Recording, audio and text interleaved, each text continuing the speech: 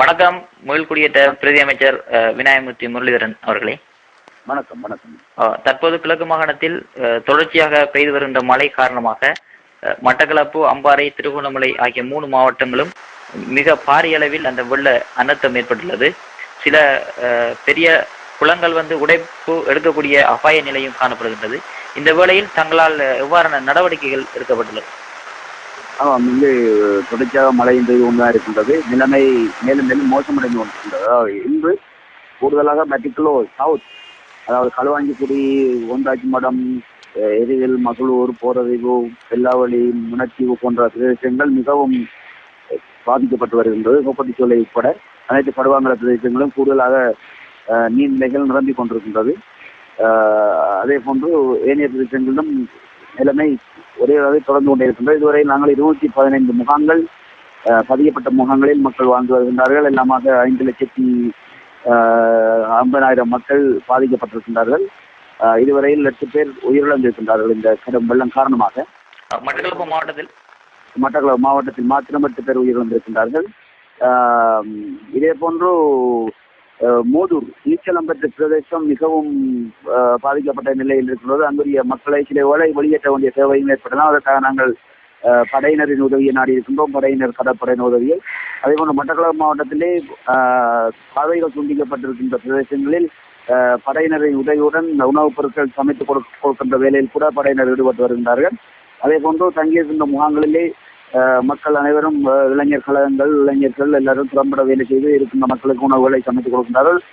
தற்பொழுது எங்களுக்கு இந்த பிரச்சனை உணவுகள் இருந்தாலும் அதை விநியோகிக்கின்றதில் பல தடங்கள் ஏற்பட்டுக் கொண்டிருக்கின்றது. என்றால் கொழும்பிலிருந்து வருகின்ற பிரதான பாதைகள் துண்டிக்கப்பட்டிருக்கின்றது. பல அரசு சார்பற்ற நிறுவனங்கள், பல தொண்டர்கள் எல்லாம் உதவி செய்வதற்கு தற்பொழுது முன்வந்து உணவுப் பொருட்களுடன் புலர்வையில் காத்திருக்கின்றார்கள். அவையெல்லாம் வருகின்ற பொழுது இந்த உணவுத் தொகைகளை நாங்கள் பூர்த்தியாகக்கூடிய இருக்கும். முற்றுமுழுதாக விவசாயம் அழிஞ்சிருக்கின்றது. இந்த காலநிலையும் இன்னும் ஒரு கிழமைக்கு தொடர்வதாகத்தான் எங்களுக்கு வானிலை ஆராய்ச்சி மண்டலத்திலிருந்து அறிவிக்கப்பட்டிருக்கின்றது. இந்த வேளையில் நாங்கள் அரசாங்கம், எங்களுடைய ஜனாதிபதி, மதிப்புக்குரிய ஜனாதிபதி மஹிந்த ராஜபக்ஷ அவர்கள் வேண்டிய நிதிகளை எங்களுக்கு ஒதுக்கி தந்திருக்கின்றார்.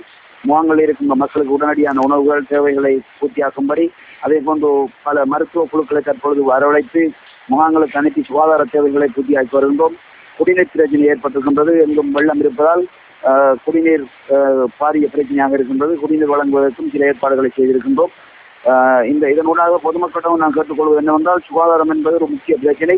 ஏனென்றால் இது போன்ற பாரிய வெள்ளம் வருகின்ற காலங்களில் கொலரா போன்ற கொடிய நோய்கள் வருவதற்கு வாய்ப்பு இருக்கின்றது. ஆகவே தண்ணீர்களை சுடவைத்து குடிக்க வேண்டும், அல்லது சிறந்த தண்ணீரை குடிக்கவும் பிள்ளைகளுக்காவது குழந்தைகளுக்காவது கொடுக்க வேண்டும் என்பதை அவர்களிடம் அன்பாக கேட்டுக்கொள்கின்றோம்.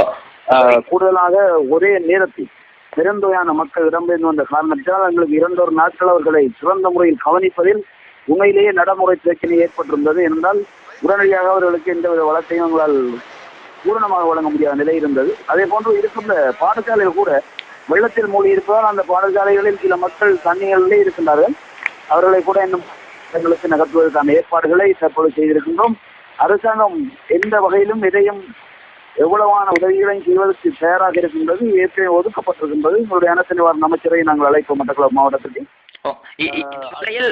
இந்த மழை தொடர்கின்ற பட்சத்தில் சில பாரிய குளங்கள் உடைப்பெடுக்கக்கூடிய அபாயம் இருப்பதாக மக்கள் அஞ்சுகின்றார்கள். அவ்வாறான ஒரு துரதிருஷ்டவசமான நிலைமை ஏற்பட்டால் அதுக்கு மாற்று நடவடிக்கை என்ன ஏற்பாடு செய்துள்ளீர்கள்? ஆமாம், தற்பொழுது மட்டக்களப்பில் இருக்கின்ற பாரிய குளங்கள் உடைப்பதற்கான எதுவித வாய்ப்பும் இல்லை. ஏனென்றால் நாங்கள் பொறியியலாளருடன் தொடர்பு கொண்டு அந்த குளங்களை நீரை திறந்து விட்டு பேணி வருகின்றோம்.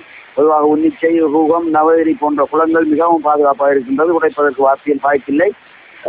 சில வதந்திகள் பரவியிருந்தது உடைப்படலாம் என்று. அதற்கேற்ற ஏற்பாடும் செய்திருக்கின்றது. என்றால் மக்கள் ஏற்கனவே பள்ளப்பகுதியிலிருந்து மேடான நிலங்களுக்கு இடம்பெயர்ந்திருப்பதால் அவ்வாறு நிலை ஏற்பட்டாலும் அது கூடுதலான பாதிப்பு வரக்கூடிய வகையில் அங்கு நிலைமைகள் இல்லை.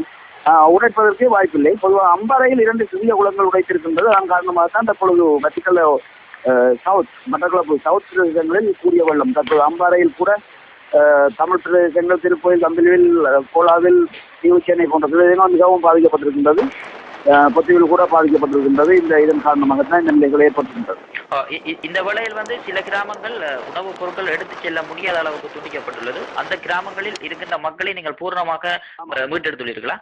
ஆமாம், இது ஒரு முக்கியமான சில கிராமங்களை நாங்கள் மீட்டிருக்கின்றோம். சில கிராமங்களில் தற்பொழுது கடற்படை உதவியுடன் உணவுகளை விநியோகித்து வருகின்றோம். என்றால் காலநிலையும் சீரற்று இருக்கின்ற காரணத்தினால் இயன்றளவு உணவுகளை படகுகள் ஏற்றி மூடி தற்பொழுது துணிக்கப்பட்டிருக்கின்ற பிரதேசங்களுக்கு நாங்கள் அனுப்பி வருகின்றோம். இன்னும் மேலதிகமாக 15 படகுகள் எங்களுக்கு வந்து கொண்டிருக்கின்றது.